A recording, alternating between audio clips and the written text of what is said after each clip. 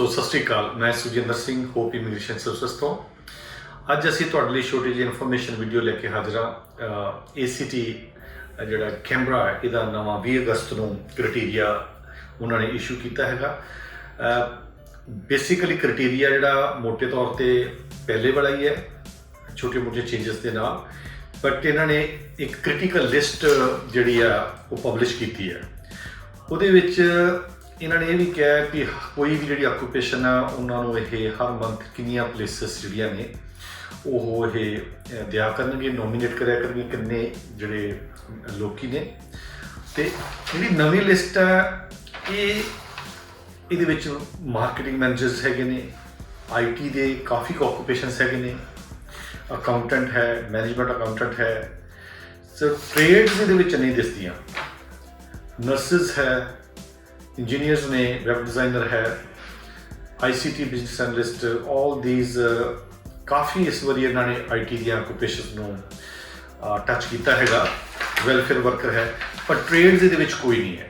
ਇਹਨਾਂ ਦਾ ਮੇਨ ਜਿਹੜਾ ਧਿਆਨ ਹੈ ਜਾਂ ਫੋਕਸ ਹੈ ਉਹ ਲੱਗਦਾ ਵੀ ਅਜਿਹੀਆਂ ਆਕੂਪੇਸ਼ਨ ਜਿਹੜੀਆਂ ਹੋਰ ਜੌਬਸ ਨੂੰ ਕ੍ਰੀਏਟ ਕਰ ਸਕਣ, ਅਜਿਹੇ ਪ੍ਰੋਫੈਸ਼ਨ ਜਿਹੜੇ ਹੋਰ ਜੌਬਸ ਨੂੰ ਕ੍ਰੀਏਟ ਕਰ ਸਕਣ, ਉਹਨਾਂ 'ਤੇ ਇਹਨਾਂ ਨੇ ਇਸ ਵਾਰੀ ਫੋਕਸ ਕੀਤਾ ਹੈ। They may change it again, but at the very moment we speak ਇਹ ਜਿਹੜੀ ਨਵੀਂ ਲਿਸਟ ਹੈ ਇਹਦੇ ਵਿੱਚ ਜਿਹੜੇ ਕਿ ਕਲਾਇੰਟਸ ਆਪਣੇ ਕੋਲ ਜ਼ਿਆਦਾ ਸਾਡੇ ਬੱਚੇ, ਸਾਡੇ ਸਟੂਡੈਂਟਸ ਜਿਹੜੇ ਹੈਗੇ ਨੇ, ਜਾਂ ਤਾਂ ਆਪਾਂ ਕਹਿ ਦਈਏ ਸੇਲਸ ਐਂਡ ਮਾਰਕੀਟਿੰਗ ਮੈਨੇਜਰਸ ਹੋ ਚੁੱਕੇ ਨੇ, ਜਾਂ ਅਕਾਊਂਟੈਂਟਸ ਹੈਗੇ ਨੇ, management consultant is there, nurses are there and IT ਦੇ ਪ੍ਰੋਫੈਸ਼ਨਲਸ ਕਾਫੀ ਨੇ ਇਹਨਾਂ ਨੇ ਕਵਰ ਕੀਤੇ। ਕਾਫੀ ਆਕੂਪੇਸ਼ਨਸ ਨੇ, ਪਲੇਸਿਸ ਵੀ ਕਾਫੀ ਦਿੱਤੀਆਂ ਨੇ ਇਹਨਾਂ ਨੇ। ਸੋ ਇਹ ਅਸੀਂ ਆਪਣੇ ਫੇਸਬੁੱਕ ਪੇਜ 'ਤੇ ਥੋੜ੍ਹੇ ਚਿਰ ਤੱਕ ਪਾ ਦਿਆਂਗੇ ਤਾਂ ਕਿ ਤੁਸੀਂ ਇਸ ਲਿਸਟ ਨੂੰ ਉਹਨਾਂ ਦੀ ਵੈਬਸਾਈਟ 'ਤੇ ਜਾ ਕੇ ਵੀ ਦੇਖ ਸਕਦੇ ਹੋ, ਅਤੇ ਸਾਡੇ ਫੇਸਬੁੱਕ ਪੇਜ 'ਤੇ ਵੀ ਤਾਂ ਲਿੰਕ ਹੋਏਗਾ। ਹੁਣ coming back to the criteria, ਜਿਹੜਾ ਕ੍ਰਾਈਟੇਰੀਆ ਹੈ ਹੁਣ ਇਹਨਾਂ ਨੇ ਕਿਹਾ ਕਿ ਕੈਂਬਰਾ ਰੈਜ਼ੀਡੈਂਟ, ਪਹਿਲਾਂ ਵੀ ਇਹੀ ਸੀ ਵੀ ਕੈਂਬਰਾ ਰੈਜ਼ੀਡੈਂਟ ਤਾਂ ਤੁਸੀਂ ਹੋਣੇ ਹੀ ਚਾਹੀਦੇ ਆ। ਸੋ ਤੁਸੀਂ ਜਾਂ ਤੁਹਾਡੇ ਟੱਬਰ ਦਾ ਕੋਈ ਵੀ ਜੀ ਆਸਟ੍ਰੇਲੀਆ ਦੀ ਕਿਸੇ ਹੋਰ ਸਟੇਟ 'ਚ ਰਹਿ ਰਿਹਾ ਹੈ ਤਾਂ ਤੁਸੀਂ ਐਲੀਜੀਬਲ ਨਹੀਂ ਹੈਗੇ। ਸੋ ਕੈਂਬਰਾ 'ਚ ਤੁਸੀਂ ਹੋਣੇ ਚਾਹੀਦੇ ਆ, ਸੈਟਲਡ ਹੋਣੇ ਚਾਹੀਦੇ ਆ, ਉੱਥੇ ਰਹਿੰਦੇ ਹੋਣੇ ਚਾਹੀਦੇ ਆ। ਅਤੇ ਜਿਹੜਾ 491 ਵੀਜ਼ਾ ਹੈ ਉਹਦੇ ਲਈ ਉਹ ਕਹਿੰਦੇ ਤੁਸੀਂ 3 ਮਹੀਨੇ ਮਿਨੀਮਮ ਰਹਿੰਦੇ ਹੋਣੇ ਚਾਹੀਦੇ ਆ, ਅਤੇ ਜਿਹੜਾ ਤੁਹਾਡਾ 190 ਵੀਜ਼ਾ ਉਹਦੇ ਲਈ ਉਹ ਕਹਿੰਦੇ ਨੇ 6 ਮੰਥ ਮਿਨੀਮਮ ਰਹਿੰਦੇ ਹੋਣੇ ਚਾਹੀਦੇ ਆ। ਕੈਂਬਰਾ ਰੈਜ਼ੀਡੈਂਟਸ, ਪਰ ਤੁਹਾਡੀ ਜਿਹੜੀ ਆਕੂਪੇਸ਼ਨ ਹੈ ਉਹ ACT ਦੀ ਕ੍ਰਿਟੀਕਲ ਸਕਿੱਲ ਲਿਸਟ ਜਿਹੜੀ ਕਿ ਹੁਣੇ ਪਬਲਿਸ਼ ਹੋਈ, ਜਿਹਦੇ ਬਾਰੇ ਹੁਣੇ ਆਪਾਂ ਗੱਲ ਕਰਕੇ ਹਟੇ ਆ, ਇਹਦੇ ਵਿੱਚ ਜ਼ਰੂਰ ਹੋਣੀ ਚਾਹੀਦੀ ਹੈ। ਜਾਂ ਫਿਰ ਤੁਸੀਂ 457 ਜਾਂ 482 ਵੀਜ਼ਾ ਹੋਲਡਰ ਹੋਣੇ ਚਾਹੀਦੇ ਆ। ਜੇ ਤੁਹਾਡੀ ਆਕੂਪੇਸ਼ਨ ਲਿਸਟ 'ਚ ਨਹੀਂ ਵੀ ਹੈ ਬਟ ਤੁਸੀਂ 457 482 ਵੀਜ਼ੇ 'ਤੇ ਬੈਠੇ ਹੋ ਤਾਂ there is a option for U as well. ਬਾਕੀ ਉਹਨਾਂ ਨੇ ਕ੍ਰਾਈਟੇਰੀਆ ਨੂੰ, ਜੇ ਕੋਈ ਵੀ ਮੈਟ੍ਰਿਕਸ ਲੌਂਚ ਕਰਦਾ ਹੈ ਤਾਂ ਉਹਨਾਂ ਦੀ ਲਿਸਟ 'ਚ ਨਾ ਨਹੀਂ ਹੈ, ਜਾਂ ਉਹਨਾਂ ਦਾ 482 ਵੀਜ਼ਾ ਨਹੀਂ ਹੈ, ਉਹਨਾਂ ਨੇ ਉਹਦੇ ਲਈ ਧਿਆਨ ਨਹੀਂ ਦੇਣਾ। 6 ਮਹੀਨਿਆਂ 'ਚ ਜਿਹੜਾ ਤੁਹਾਡਾ ਮੈਟ੍ਰਿਕਸ ਹੈ ਐਕਸਪਾਇਰ ਹੋ ਜਾਏਗਾ। ਅਤੇ ਓਵਰਸੀਜ਼ ਐਪਲੀਕੈਂਟਸ ਵਾਸਤੇ ਹਾਲੇ ਉਹਨਾਂ ਨੇ ਆਪਣੇ ਦਰਵਾਜ਼ੇ ਬੰਦ ਰੱਖੇ ਨੇ। ਓਵਰਸੀਜ਼ ਤੋਂ ਕੋਈ ਵੀ ਕੈਂਬਰਾ ਦਾ ਮੈਟ੍ਰਿਕਸ ਲੌਂਚ ਨਹੀਂ ਕਰ ਸਕਦਾ। ਹਾਂ, ਜੇ ਪ੍ਰਾਇਮਰੀ ਐਪਲੀਕੈਂਟ ਇੱਥੇ ਆ, ਤੁਹਾਡਾ ਸਪਾਊਸ ਓਵਰਸੀਜ਼ ਆ, ਦੈਟ ਇਜ਼ ਪੋਸੀਬਲ, ਪਰ ਤੁਹਾਨੂੰ ਐਵੀਡੈਂਸ ਦੇਣਾ ਪਊਗਾ ਕਿ ਤੁਹਾਡਾ ਸਪਾਊਸ ਓਵਰਸੀਜ਼ ਰਹਿੰਦਾ। ਇਹ ਸੀਗਾ ਮੋਟੇ ਤੌਰ 'ਤੇ ਉਹਨਾਂ ਦਾ ਵੀ ਰਿਕੁਆਇਰਮੈਂਟ, ਵੀ ਤੁਹਾਡੀ ਜਿਹੜੀ ਆਕੂਪੇਸ਼ਨ ਆ ਲਿਸਟ 'ਚ ਹੋਣੀ ਚਾਹੀਦੀ ਹੈ, ਜਾਂ ਤੁਸੀਂ 482 ਜਾਂ 457 ਵੀਜ਼ਾ ਹੋਲਡਰ ਹੋਣੇ ਚਾਹੀਦੇ ਆ। ਹੁਣ ਜੇ ਆਪਾਂ ਥੋੜ੍ਹਾ ਜਿਹਾ ਹੋਰ ਧਿਆਨ ਦੇਈਏ 491 ਵੀਜ਼ੇ 'ਤੇ, ਉਹ ਕਹਿੰਦੇ ਨੇ ਵੀ ਤੁਸੀਂ 3 ਮਹੀਨੇ ਤੋਂ ਇਮੀਡੀਏਟਲੀ ਬਿਫੋਰ ਲਾਂਚਿੰਗ ਮੈਟ੍ਰਿਕਸ ਤੁਸੀਂ 3 ਮਹੀਨੇ ਤੋਂ ਉੱਥੇ ਕੰਮ ਕਰਦੇ ਹੋਣੇ ਚਾਹੀਦੇ ਆ। ਅਤੇ ਐਜ਼ ਵੀ ਸੈਡ ਬਿਫੋਰ, ਤੁਹਾਡਾ ਲਿਸਟ 'ਚ ਨਾ ਹੋਣਾ ਚਾਹੀਦਾ, ਕ੍ਰਿਟੀਕਲ ਲਿਸਟ ਤੁਹਾਡੀ ਆਕੂਪੇਸ਼ਨ ਹੋਣੀ ਚਾਹੀਦੀ ਹੈ, ਤੁਸੀਂ 20 ਘੰਟੇ ਘੱਟੋ ਘੱਟ ਕੰਮ ਕਰਦੇ ਹੋਣੇ ਚਾਹੀਦੇ 3 ਮਹੀਨਿਆਂ ਤੋਂ। ਹੁਣ ਉਹਦਾ ਕੰਮ ਹੈ ਉਹ ਤੁਹਾਡੀ ਨੋਮੀਨੇਟਡ ਆਕੂਪੇਸ਼ਨ 'ਚ ਵੀ ਹੋ ਸਕਦਾ ਹੈ, ਉਹ ਕਿਸੇ ਹੋਰ ਆਕੂਪੇਸ਼ਨ 'ਚ ਵੀ ਹੋ ਸਕਦਾ ਹੈ। ਉਹਦੇ ਗਾਂ ਪੁਆਇੰਟਸ ਤੁਹਾਨੂੰ ਦਿੰਦੇ ਨੇ ਵੀ ਜੇ ਤੁਸੀਂ ਨੋਮੀਨੇਟ ਆਕੂਪੇਸ਼ਨ 'ਚ ਕੰਮ ਕਰ ਰਹੇ ਉਹਦੇ ਵੱਖਰੇ ਪੁਆਇੰਟਸ ਨੇ, ਉੱਦਾਂ ਤੁਸੀਂ ਕੋਈ ਵੀ ਕੈਂਬਰਾ 'ਚ ਕੰਮ ਕਰ ਰਹੇ ਉਹਦੇ ਵੱਖਰੇ ਪੁਆਇੰਟਸ ਨੇ। So will go to those points within a minute. So 491 ਦੇ ਵਿੱਚ 3 ਮਹੀਨੇ ਘੱਟੋ ਘੱਟ 20 ਘੰਟੇ ਕੰਮ ਕਰਦੇ ਹੋਣੇ ਚਾਹੀਦੇ ਆ ਤੁਸੀਂ। 13 ਵੀਕਸ ਇਹ ਕਹਿੰਦੇ ਨੇ, ਅਤੇ ਇੰਪਲੋਇਮੈਂਟ ਮਸਟ ਬੀ ਕੰਟੀਨਿਊਸ। ਜਿਹੜੀਆਂ ਤੁਹਾਡੀ ਪੇਡ ਲੀਵ ਆ ਉਹਨਾਂ ਨੂੰ ਕੰਸੀਡਰ ਕੀਤਾ ਜਾਊਗਾ ਉਹ 3 ਮਹੀਨੇ ਦੇ ਪੀਰੀਅਡ ਵਿੱਚ, ਬਟ ਜਿਹੜੀ ਅਨਪੇਡ ਲੀਵ ਆ ਉਹ ਨਹੀਂ ਕੰਸੀਡਰ ਕੀਤੀਆਂ ਜਾਣਗੀਆਂ, but it has to be continuous employment. You can't have 2 month and 1 month off and another one. So इस चीज़ का बहुत ध्यान रखा जाए। जिस तरह मैं पहला कहा सीगा भी जे थोड़ा स्पाउस ओवरसीज है तो ਉਹਦੇ एविडेंस देने पैणगे। सो ये 2-4 चीज़ां ने ਜਿਹੜੀਆਂ काफ़ी ध्यान च रखण वालियां ने। एक चीज़ होर उन्होंने क्लैरीफाई की है कि if you are working in Canberra but you are employed by an interstate employer, काम तुसीं कैनबरा च कर रहे हो ते तुसीं ਜਿਹੜੇ ਸਰਵਿਸ ਆਫਿਸ ਵਿੱਚ ਤੁਹਾਡਾ ਬ੍ਰਾਂਚ ਆਫਿਸ ਨਹੀਂ ਹੋਣਾ ਚਾਹੀਦਾ ਤੁਹਾਡੇ ਇੰਪਲੋਇਰ ਦਾ। ਇਸ ਚੀਜ਼ ਦਾ ਖਿਆਲ ਰੱਖਿਆ ਜਾਵੇ। ਕਈ ਇੰਪਲੋਇਰਸ ਨੇ ਉਹ ਕਹਿੰਦੇ ਨੇ ਵੀ ਅਸੀਂ ਸਿਡਨੀ 'ਚ ਐਸਟੈਬਲਿਸ਼ ਆ ਤੇ ਅਸੀਂ ਤੁਹਾਨੂੰ ਆਫਿਸ ਖੋਲ੍ਹ ਦਿੰਦੇ ਹਾਂ ਜੀ ਕੈਮਰਾ, ਤੇ they are trying to use service office, ਉਹਨੂੰ ਉਹ ਮੰਨਣਗੇ ਨਹੀਂ। ਪ੍ਰੋਪਰ ਬ੍ਰਾਂਚ ਆਫਿਸ ਉਹ ਤਾਂ ਹੋਣਾ ਜ਼ਰੂਰੀ ਹੈ। ਸੋ ਗਾਂ ਹੁਣ 190 ਜਿਹੜਾ ਅਗੇਨ ਸੇਮ ਥਿੰਗ ਵੀ ਤੁਸੀਂ ਤੁਹਾਡੀ ਜਿਹੜੀ ਆਕੂਪੇਸ਼ਨ ਆ ਉਹ ACT ਦੀ ਕ੍ਰਿਟੀਕਲ ਲਿਸਟ ਵਿੱਚ ਹੋਣੀ ਚਾਹੀਦੀ ਹੈ ਜਾਂ ਤੁਸੀਂ 457 ਜਾਂ 482 ਵੀਜ਼ਾ ਹੋਲਡਰ ਹੋਣੀ ਚਾਹੀਦੀ ਹੈ। ਇੱਥੇ ਹੁਣ ਉਹਨਾਂ ਨੇ ਕ੍ਰਾਈਟੇਰੀਆ ਜਿਹੜਾ ਕਿ ਕਿੰਨੇ ਚਿਰ ਤੋਂ ਤੁਸੀਂ ਕੰਮ ਕਰਦੇ, ਤੁਸੀਂ 6 ਮੰਥ ਤੋਂ ਕੰਮ ਕਰਦੇ ਹੋਣੇ ਚਾਹੀਦੇ ਹੈ, ਕੰਟੀਨਿਊਸ ਇੰਪਲੋਇਮੈਂਟ ਹੋਣੀ ਚਾਹੀਦੀ ਹੈ ਤੇ ਫੁੱਲ ਟਾਈਮ ਕੰਮ। ਇਫ ਯੂ ਗੋ ਬੈਕ 491 ਚ ਉਹਨਾਂ ਨੇ ਕਿਹਾ ਸੀ 20 ਆਵਰਸ ਕੰਮ ਵੀ ਅਸੀਂ ਕੰਸੀਡਰ ਕਰਾਂਗੇ, ਬਟ 190 ਚੋਂ ਕਹਿੰਦੇ ਨੇ ਫੁੱਲ ਟਾਈਮ ਕੰਮ ਕਰਦੇ ਹੋਣੇ ਚਾਹੀਦੇ 6 ਮੰਥ। ਹਾਲੇ ਉਹ ਇਹ ਨਹੀਂ ਕਹਿ ਰਹੇ ਕਿ ਤੁਹਾਡਾ ਕੰਮ ਜਿਹੜਾ ਉਹ ਨੋਮੀਨੇਟਡ ਆਕੂਪੇਸ਼ਨ 'ਚ ਹੋਣਾ ਚਾਹੀਦਾ। ਸਿਰਫ ਇੱਥੋਂ ਤੱਕ ਹੈ ਕਿ ਤੁਹਾਡੀ ਨੋਮੀਨੇਟਡ ਆਕੂਪੇਸ਼ਨ ਜਿਹੜੀ ਹੈ ਉਹ ਕ੍ਰਿਟੀਕਲ ਸਕਿੱਲ ਲਿਸਟ 'ਚ ਹੋਣੀ ਚਾਹੀਦੀ ਹੈ ਜਾਂ 482 ਵੀਜ਼ੇ 'ਤੇ ਤੁਸੀਂ ਹੋਲਡਰ ਹੋਣੇ ਚਾਹੀਦੇ। ਫੁੱਲ ਟਾਈਮ ਕੰਮ ਜਿਹੜਾ 35 ਘੰਟੇ ਦਾ ਉਹਨੂੰ ਫੁੱਲ ਟਾਈਮ ਕਹਿੰਦੇ ਨੇ। 26 ਵੀਕ ਉਹਨਾਂ ਨੇ ਡਿਫਾਈਨ ਕਰ ਦਿੱਤੇ ਹੈ ਤੇ ਇੰਪਲੋਇਮੈਂਟ ਮਸਟ ਬੀ ਕੰਟੀਨਿਊਸ।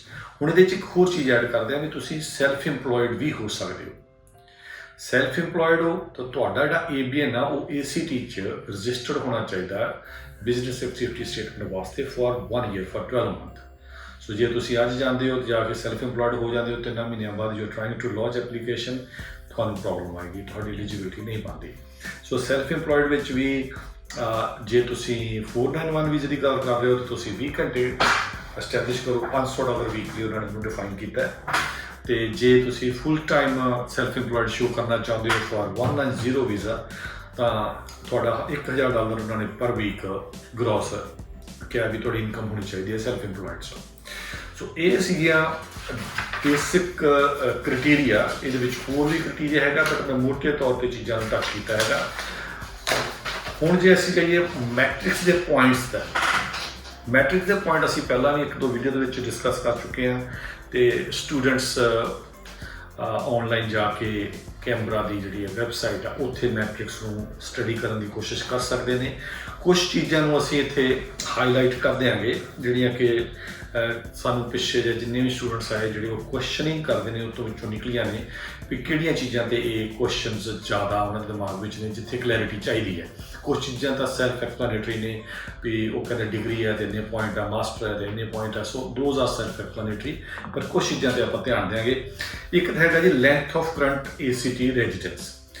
ਉਹਦੇ ਵਿੱਚ ਲੈਸ ਦੈਨ 1 ਈਅਰ 0 ਹੈ, 1 to 2 ਈਅਰ 5 ਹੈ, 2 to 3 ਈਅਰ 10 ਹੈ। ਸੋ ਉਹਦਾ ਤੁਹਾਨੂੰ ਸਾਫ਼ ਉੱਥੇ ਪਤਾ ਲੱਗ ਰਿਹਾ ਹੈ। ਉਹਦੇ ਵਿੱਚ ਕਈ ਵਾਰੀ ਸਟੂਡੈਂਟ ਪੁੱਛਦੇ ਨੇ ਸਰ ਜੀ ਜੇ ਮੈਂ ਕੈਨਬਰਾ 'ਚ ਰਹਿੰਦਾ ਹੋਵਾਂ ਤੇ 1-2 ਦਿਨ ਲਈ ਮੈਂ ਸਿਡਨੀ ਪੜ੍ਹਨਾ ਆਵਾਂ ਜਾਂ ਕਿਸੇ ਹੋਰ ਸਟੇਟ 'ਚ ਪੜ੍ਹਾਂ, ਉਸ ਗੱਲ ਦਾ ਉਹਨਾਂ ਨੇ ਜਵਾਬ ਇਸ ਵਾਰੀ ਵਿੱਚ ਕਾਫੀ ਕਲੈਰੀਫਾਈ ਕੀਤਾ ਹੈ। ਉਹ ਕਹਿੰਦੇ ਨੇ you can study interstate for 1 or 2 days a week। However, if you studied more than 2 days a week interstate, you will not be considered for ACT resident for that purpose। ਸੋ 1-2 ਦਿਨ ਠੀਕ ਹੈ, ਤੁਸੀਂ ਦੂਜੀ ਸਟੇਟ 'ਚ ਜਾ ਕੇ ਪੜ੍ਹ ਸਕਦੇ ਹੋ ਜੇ ਤੁਸੀਂ ACT ਦੇ ਵਿੱਚ ਰਹਿੰਦੇ ਹੋ, ਤੁਹਾਨੂੰ ਰੈਜ਼ੀਡੈਂਟ ਮੰਨਿਆ ਜਾਏਗਾ। ਪਰ ਜੇ ਤੋਂ ਵੱਧ ਤੁਸੀਂ ਸਟੱਡੀ ਕਰਦੇ ਹੋ ਕਿਸੇ ਇੰਟਰਸਟੇਟ 'ਚ ਫਿਰ ਤੁਹਾਨੂੰ ਉਹ ACT ਦਾ ਰੈਜ਼ੀਡੈਂਟ ਹੀ ਨਹੀਂ ਮੰਨਣਗੇ for lodging this Canberra metric. So ਇਸ ਪੁਆਇੰਟ ਨੂੰ ਕਲੀਅਰ ਕਰ ਲਓ। ਦੂਜਾ ਹੈਗਾ ਕਈ ਕਹਿੰਦੇ ਨੇ ਵੀ ਜੇ ਅਸੀਂ ਜੀ ਨਿਊ ਸਾਊਥ ਵੇਲਜ਼ 'ਚ ਰਹਿ ਲਈਏ ਤੇ ਕੰਮ ACT 'ਚ ਕਰ ਲਈਏ। ਉਹਨਾਂ ਨੇ ਉਹਦਾ ਵੀ you can live within 30 minutes to Canberra as long as you are working in ACT। ਸੋ ਜੇ ਤੁਸੀਂ ACT 'ਚ ਕੰਮ ਕਰ ਰਹੇ ਹੋ ਤੇ ਤੁਸੀਂ ਕੈਨਬਰਾ ਤੋਂ 30 ਮਿੰਟਸ ਦੇ ਵਿੱਚ ਰਹਿ ਰਹੇ ਹੋ, ਵੈਦਰ ਉਹ ਕਿਸੇ ਹੋਰ ਸਟੇਟ 'ਚ ਵੀ ਹੈ ਜੇ ਉਹ ਏਰੀਆ ਪੈਂਦਾ ਦੈਟਸ ਫਾਈਨ, ਬਟ ਤੁਸੀਂ ਕੈਨਬਰਾ 'ਚ ਕੰਮ ਕਰਦੇ ਹੋਣੇ ਚਾਹੀਦੇ ਹੋ। ਸੋ ਇਹ 2 ਚੀਜ਼ਾਂ ਕਾਫੀ ਕੁਐਸਚਨਸ ਆ ਰਹੇ ਸੀਗੇ। बाकी ਜਿਹੜਾ ਇਹਦਾ ਕ੍ਰਾਈਟੇਰੀਆ ਉਹ ਪੁਆਇੰਟਸ ਨੇ ਕਿੰਨੇ ਸਾਲ ਰਹੇ ਉਹ ਕਿੰਨੇ ਪੁਆਇੰਟਸ ਨੇ that is a kind of self explanatory. So let's go to the nominated occupation. ਹੁਣ nominated occupation ਜਿਹੜੀ ਹੈ ਉਹ ਤੁਹਾਡੀ ਕ੍ਰਿਟੀਕਲ ਲਿਸਟ ਤੇ ਹੋਣੀ ਚਾਹੀਦੀ, ਅਦਰਵਾਈਜ਼ ਤੁਸੀਂ ਲੌਂਚ ਕਰ ਸਕਦੇ ਹੋ but they are not going to consider it. ਉਹਦੇ 20 ਪੁਆਇੰਟ ਨੇ ਵਿਚ ਇਜ਼ ਗੁੱਡ, ਪਹਿਲਾਂ ਵੀ ਇੱਦਾਂ ਹੀ ਸੀਗਾ. ਹੁਣ ਆਪਣੇ ਲੈਂਥ ਆਫ ACT employment ਹੈ, ਉਹਦੇ 'ਚ you may be working in any occupation. ਤੁਸੀਂ 12 ਮਹੀਨੇ ਤੱਕ ਕੰਮ ਕਰਦੇ ਤੁਹਾਨੂੰ 10 ਪੁਆਇੰਟ ਆ, 6 ਤੋਂ 12 ਮਹੀਨੇ ਤੁਹਾਨੂੰ 5 ਪੁਆਇੰਟ ਨੇ. ਇਹਦੇ 'ਚ ਇੱਕ ਚੀਜ਼ ਹੈ, while the employment does not have to be full time or permanent, you must be working 20 hours. ਸੋ ਇੱਕ ਸਾਲ 20 ਆਵਰਸ ਕੋਈ ਵੀ ਆਕੂਪੇਸ਼ਨ 'ਚ ਹੈਗੇ ਆ, ਤੁਹਾਡੇ ਇੱਥੇ 10 ਪੁਆਇੰਟ ਬਣ ਸਕਦੇ ਨੇ ਜੇ ਤੁਸੀਂ ਸਾਲ ਉੱਥੇ ਰਹਿ ਕੇ ਮੈਟ੍ਰਿਕਸ ਲੌਂਚ ਕਰਨ ਦੀ ਕੋਸ਼ਿਸ਼ ਕਰਦੇ ਹੋ. ਇਹ ਥੋੜ੍ਹਾ ਜਿਹਾ ਗਾਂਹ ਜਾ ਕੇ ਜੇ ਆਪਾਂ ਦੂਸਰੇ ਪੇਜ 'ਤੇ ਚਲੇ ਜਾਈਏ, ACT employment skill level, ਇਹ ਸੀ ਲੈਂਥ ਆਫ ਇੰਪਲੋਇਮੈਂਟ. ਕੋਈ ਵੀ ਕੰਮ 12 ਮਹੀਨੇ ਲਈ ਕੀਤਾ 10 ਪੁਆਇੰਟ, 6 ਤੋਂ 12 ਮਹੀਨੇ ਕੀਤਾ 5 ਪੁਆਇੰਟ. ਅਤੇ ਜਿਹੜਾ ਮਿਨੀਮਮ ਤੁਸੀਂ 20 ਘੰਟੇ ਕੰਮ ਕਰਦੇ ਹੋਣੇ ਚਾਹੀਦੇ ਆ ਕਿਸੇ ਵੀ ਕੰਮ 'ਚ ਲਈ. ਬਟ ਹੁਣ ਜਿਹੜਾ ਸਕਿੱਲ ਲੈਵਲ ਆ, ਸਕਿੱਲ ਲੈਵਲ 'ਚ ਆ ਜਾਂਦਾ ਹੈ ਵੀ ਤੁਸੀਂ ਕੰਮ ਕਿਹੜਾ ਕਰਦੇ ਹੋ. ਉਹਨਾਂ ਨੇ ਕਿਹਾ ਵੀ ਜੇ ਤਾਂ ਤੁਸੀਂ ਆਪਣੀ ਨੋਮੀਨੇਟਡ ਆਕੂਪੇਸ਼ਨ 'ਚ ਕੰਮ ਕਰ ਰਹੇ ਹੋ ਤਾਂ 20 ਪੁਆਇੰਟ ਦੇਵਾਂਗੇ ਤੁਹਾਨੂੰ ਅਸੀਂ, but you must be working 20 hours for at least 3 months. ਸੋ ਜੇ ਆਪਾਂ ਕਹੀਏ ਵੀ 12 ਮਹੀਨੇ ਦੇ ਬਾਅਦ ਅਸੀਂ ਮੈਟ੍ਰਿਕਸ ਲੌਂਚ ਕਰਨ ਦੀ ਪਲੈਨਿੰਗ ਕਰਦੇ ਪਏ, ਤੁਸੀਂ ਕੈਮਰਾ 'ਚ ਚਲੇ ਗਏ, ਉੱਥੇ ਪਹਿਲੇ 6-7 ਮਹੀਨੇ ਤੁਹਾਨੂੰ ਨਹੀਂ ਜੋਬ ਮਿਲੀ ਆਪਣੀ ਨੋਮੀਨੇਟਡ ਆਕੂਪੇਸ਼ਨ, ਤੁਸੀਂ ਕੋਈ ਵੀ ਜੋਬ ਕਰ ਲਈ and that job must be 20 hours per week. ਠੀਕ ਹੈ, ਕੋਈ ਵੀ ਜੋਬ ਕਰਦੀ ਐਂਡ ਤੁਸੀਂ ਨਾਲ ਆਪਣੀ ਨੋਮੀਨੇਟਡ ਆਕੂਪੇਸ਼ਨ, ਲੈਟਸ ਸੇ ਵੀ ਤੁਸੀਂ ਰਜਿਸਟਰਡ ਨਰਸ ਹੋ, ਉਹਦੇ 'ਚ ਜੋਬ ਲੱਭਦੇ ਰਹੇ, ਤੁਹਾਨੂੰ ਲਾਸਟ ਦੇ 3-4 ਮੰਥਸ ਜਾਂ 4-5 ਮਹੀਨੇ ਤੁਹਾਨੂੰ ਆਪਣੀ ਨੋਮੀਨੇਟਡ ਆਕੂਪੇਸ਼ਨ 'ਚ ਜੋਬ ਮਿਲ ਜਾਂਦੀ ਜਿਹੜੀ ਕਿ ਮਿਨੀਮਮ 20 ਆਵਰਸ ਆ. ਸੋ ਤੁਸੀਂ ਦੋਨੋਂ ਕ੍ਰਾਈਟੇਰੀਆਸ ਮੀਟ ਕਰ ਰਹੇ ਹੋ. ਲੈਂਥ ਆਫ ਇੰਪਲੋਇਮੈਂਟ ਜਿਹੜਾ ਉਹਦੇ ਲਈ 1 ਸਾਲ ਦਾ ਤੁਹਾਨੂੰ ਪੁਆਇੰਟ ਮਿਲਦੇ ਨੇ 10, ਪਲੱਸ ਤੁਹਾਡੀ ਲਾਸਟ 3-4 ਮੰਥਸ ਤੁਸੀਂ ਨੋਮੀਨੇਟਡ ਆਕੂਪੇਸ਼ਨ 'ਚ ਕੰਮ ਕਰ ਲਿਆ, ਉਹਦੇ ਤੁਹਾਨੂੰ 20 ਪੁਆਇੰਟ ਮਿਲਣਗੇ. ਸੋ ਇਹਨਾਂ ਦੋਨਾਂ ਚੀਜ਼ਾਂ ਦੀ ਥੋੜ੍ਹੀ ਜਿਹੀ ਪਲੈਨਿੰਗ ਦੀ ਜ਼ਰੂਰਤ ਹੈ. If you need more information, more discussion, ਤਾਂ ਤੁਸੀਂ ਹੋਪ ਇਨਵੀਟੇਸ਼ਨ ਦੇ ਨੰਬਰ 'ਤੇ ਕਾਲ ਕਰਕੇ ਅਪਾਇੰਟਮੈਂਟ ਬਣਾ ਸਕਦੇ ਹੋ ਐਂਡ ਆਪਾਂ ਬੈਠ ਕੇ ਇਸ ਗੱਲ 'ਤੇ ਹੋਰ ਡਿਸਕਸ, ਹੋਰ ਕਲੈਰੀਫਾਈ ਕਰ ਲਾਂਗੇ. ਦੂਸਰਾ, ਜੇ ਤੁਸੀਂ employment must B continuous, that has to be there. ਹੁਣ ਇੱਕ ਚੀਜ਼ ਹੋਰ ਹੈ, you must have a tertiary qualification relevant to your occupation. That is self-explanatory anyway. But ਵਿੱਚ ਇਹਨਾਂ ਨੇ ਜਵਾਬ ਇੱਕ ਹੋਰ ਦਿੱਤਾ, ਕਈਆਂ ਦੀ ਕੁਐਸਚਨ ਆਉਂਦੇ ਸੀ, RPL certificate is not recognized as a tertiary qualification. ਸੋ ਜੇ ਤੁਸੀਂ RPL ਦੇ ਬੇਸ ਤੇ ਕੁਆਲੀਫਿਕੇਸ਼ਨ ਲਈ ਹੈ ਤੇ ਫਿਰ ਸਕਿੱਲ ਅਸੈਸਮੈਂਟ ਕਰਾਈ ਹੈ, ਇਹਨਾਂ ਦੇ ਹਿਸਾਬ ਨਾਲ ਇਹ ਉਹਨੂੰ ਕੰਸੀਡਰ ਨਹੀਂ ਕਰਨਗੇ. ਇਸ ਚੀਜ਼ ਨੂੰ ਥੋੜ੍ਹਾ ਜਿਹਾ ਧਿਆਨ ਦਿੱਤਾ ਜਾਵੇ ਵੀ RPL ਕੁਆਲੀਫਿਕੇਸ਼ਨ, ਜਿਹੜਾ RPL ਸਰਟੀਫਿਕੇਟ ਆ, ਉਹਨੂੰ ਇਹ ਕਹਿੰਦੇ ਨੇ ਵੀ ਅਸੀਂ ਟਰਸ਼ਰੀ ਕੁਆਲੀਫਿਕੇਸ਼ਨ ਨਹੀਂ ਮੰਨਾਂਗੇ. So be bit careful around this part. Thank you, and let's move further. ਹੁਣ ਸਪਾਊਸ ਦੇ ਪੁਆਇੰਟਸ ਜੇ ਤੁਸੀਂ ਮੈਟ੍ਰਿਕਸ 'ਚ ਕਲੇਮ ਕਰਨਾ ਚਾਹੁੰਦੇ ਹੋ, ਸਭ ਤੋਂ ਵੱਡੀ ਰਿਕੁਆਇਰਮੈਂਟ ਹੈ ਵੀ ਤੁਹਾਡਾ ਜਿਹੜਾ ਸਪਾਊਸ ਹੈ ਉਹ ਤਾਂ ਉਹਦੇ ਕੰਪੀਟੈਂਟ ਇੰਗਲਿਸ਼ ਹੋਣੀ ਚਾਹੀਦੀ ਹੈ, 6 ਜਿਹੜੇ ਆਈਲੈਟਸ ਵਿੱਚ ਹੋਣੀ ਜ਼ਰੂਰੀ ਹੈ. ਤੇ ਪੁਆਇੰਟਸ ਹੁਣ ਕਿਸ ਤਰ੍ਹਾਂ ਕਰ ਸਕਦੇ, must be working minimum 20 hours per week for the last 3 months before you are launching the matrix. So ਅਗਰ ਤੋਂ ਕ੍ਰਿਟੀਕਲ ਲਿਸਟ ਵਿੱਚ ਕਿਸੇ ਆਕੂਪੇਸ਼ਨ 'ਚ ਕੰਮ ਕਰਦੇ ਨੇ, 15 ਪੁਆਇੰਟ ਹੈ. ਦੂਜਾ ਪੁਆਇੰਟ ਹੈਗਾ, they have a current skill assessment and it is relevant to their current ACT employment. 10 point ਇੱਥੇ ਮਿਲ ਸਕਦੇ ਨੇ.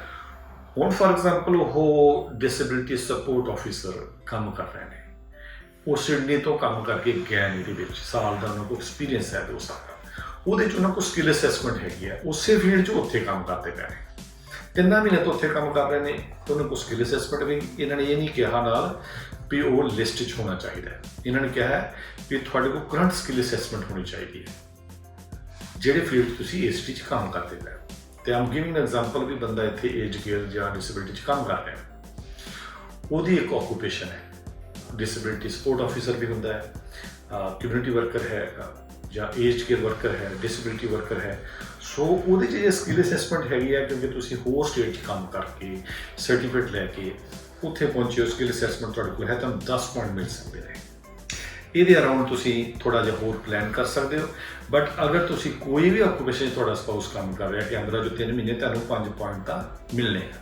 ਸੋ ਕੰਪੀਟੈਂਟ ਇੰਗਲਿਸ਼ ਚਾਹੀਦੀ ਹੈ, ਕਿਸੇ ਵੀ ਫੀਲਡ 'ਚ ਕੰਮ ਕਰ ਰਹੇ ਨੇ 20 ਘੰਟੇ minimum for 3 month 5 point, but they have a skill assessment in their nominator in their whatever occupation they're working in, ਉਹਦੇ 10 ਪੁਆਇੰਟ ਮਿਲਣਗੇ। ਸੋ ਇੱਥੇ ਤੁਸੀਂ you can play around and plan accordingly ਵੀ ਜਿਹੜਾ ਤੁਹਾਡਾ ਸਪਾਊਸ ਉਹ ਵੀ ਮੈਕਸਿਮਮ ਪੁਆਇੰਟਸ ਨੂੰ ਗੇਨ ਕਰ ਸਕੇ।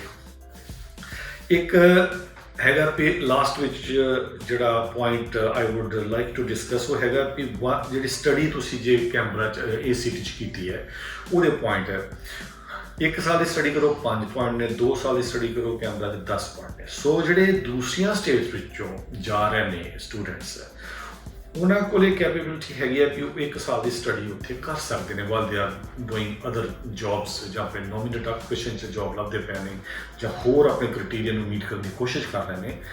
ਤੇ ਇਹ ਕੁਐਸਚਨ ਅਕਸਰ ਆਉਂਦਾ ਸੀ ਕਿ ਕੀ ਭਾਜੀ ਪ੍ਰੋਫੈਸ਼ਨਲ ਈਅਰ ਕਰੀਏ ਜੀ ਅਸੀਂ ਕੈਮਰਾ 'ਚ, ਕੀ ਉਹ 1 ਸਾਲ ਦੀ ਸਟੱਡੀ ਮੀਟ ਕਰੂਗਾ? ਯੈਸ, ਜੇ ਤੁਸੀਂ ਪ੍ਰੋਫੈਸ਼ਨਲ ਈਅਰ ਕੈਮਰਾ 'ਚ ਕਰਦੇ ਹੋ ਤਾਂ ਤੁਹਾਡੇ 1 ਸਾਲ ਦੀ ਸਟੱਡੀ ਜਿਹੜੀ ਕੈਮਰਾ ਦਾ ਰਿਕੁਆਇਰਮੈਂਟ ਉਹ ਮੀਟ ਕਰੂਗਾ, ਉਹਦੇ ਨਾਲ ਤੁਹਾਨੂੰ 5 ਪੁਆਇੰਟ ਹੋਰ ਮਿਲ ਸਕਦੇ ਨੇ। ਬਾਕੀ ਹੈ ਕਲੋਜ਼ ਫੈਮਿਲੀ ਟਾਈਜ਼, ਜੇ ਤੁਹਾਡੇ ਉੱਥੇ ਫੈਮਿਲੀ ਰਹਿੰਦੀ ਹੈ ਉਹਦੇ ਵੱਖਰੇ ਪੁਆਇੰਟਸ ਨੇ। We can discuss the individual cases. Assets in Canberra ਹਾਲੇ ਤੱਕ ਸਾਨੂੰ ਕੋਈ ਸਟੂਡੈਂਟ ਮਿਲਿਆ ਨਹੀਂ ਵੀ ਜਿਹੜਾ 2 ਲੱਖ 2.5 ਲੱਖ ਦਾ ਐਸੈਟਸ ਉੱਥੇ ਬਾਈ ਕਰ ਸਕਦਾ ਜਾਂ ਇਨਵੈਸਟ ਕਰ ਸਕਦਾ। So we will discuss this if there is a case. So ਮੋਟੇ ਤੌਰ 'ਤੇ ਪਹਿਲੀ ਗੱਲ ਹੈ ਵੀ ਜਿਹੜੀ ਇਹਨਾਂ ਦੀ ਸਕਿੱਲ ਲਿਸਟ ਹੈ, ਕ੍ਰਿਟੀਕਲ ਸਕਿੱਲ ਲਿਸਟ ਹੈ, ਇਹਦੇ 'ਚ IT ਵਾਲੇ ਹੈਗੇ ਨੇ, ਅਕਾਊਂਟੈਂਟਸ ਹੈਗੇ ਨੇ, ਨਰਸਸ ਹੈਗੀਆਂ ਨੇ। ਦੀਜ਼ ਆਰ ਦਾ 3-4 ਪ੍ਰੋਫੈਸ਼ਨਸ ਜਿਹੜੇ ਕਾਫੀ ਅਸੀਂ ਡੀਲ ਕਰਦੇ ਹਾਂ। ਸੋ ਮੈਂ ਇਹਨਾਂ ਦੇ ਬਾਰੇ ਹੀ ਗੱਲ ਕਰ ਰਿਹਾ। ਫਾਈਨੈਂਸ਼ੀਅਲ ਇਨਵੈਸਟਮੈਂਟ ਮੈਨੇਜਰਸ ਹੈਗੇ ਨੇ, recruitment consultant, they are others, but ਇਹਦੇ ਵਿੱਚ ਟ੍ਰੇਡਸ ਨਹੀਂ ਹੈਗੇ, ਨਾ ਸ਼ੈਫ ਹੈ, ਨਾ ਕੁੱਕ ਹੈ, ਨਾ motor mechanical, all those trades are not there. So critical list ਨੂੰ ਚੰਗੀ ਤਰ੍ਹਾਂ ਕ੍ਰਿਟੀਕਲੀ ਐਗਜ਼ਾਮਿਨ ਕਰੋ, ਤੇ ਜਿਹੜਾ ਕ੍ਰਾਈਟੇਰੀਆ ਹੈ, ਜਿਹੜਾ ਮੈਟ੍ਰਿਕਸ ਦਾ ਕ੍ਰਾਈਟੇਰੀਆ ਹੈ ਵੀ ਹਾਊ ਯੂ ਗੋਇੰ ਗੈਟ, ਕਿੰਨੇ ਪੁਆਇੰਟਸ ਤੁਹਾਨੂੰ ਮਿਲ ਸਕਦੇ ਨੇ ਮੈਟ੍ਰਿਕਸ ਦੇ, ਉਹਦੇ ਬਾਰੇ ਤੁਸੀਂ ਆਪ ਸਟੱਡੀ ਕਰ ਸਕਦੇ ਹੋ। ਜਾਂ ਜੇ ਹੋਰ ਤੁਹਾਨੂੰ ਕਲੈਰੀਫਿਕੇਸ਼ਨ ਚਾਹੀਦੀ ਹੈ ਤੇ ਹੋਪ ਇਮੀਗ੍ਰੇਸ਼ਨ ਦੇ ਆਫਿਸ ਨੰਬਰ 'ਤੇ ਤੁਸੀਂ ਕਾਲ ਕਰਕੇ ਸਾਡੇ ਨਾਲ ਅਪਾਇੰਟਮੈਂਟ ਬਣਾ ਸਕਦੇ ਹੋ। ਤੇ we are more than happy to help you all the time. Thank you very much. ਸਤਿ ਸ਼੍ਰੀ ਅਕਾਲ।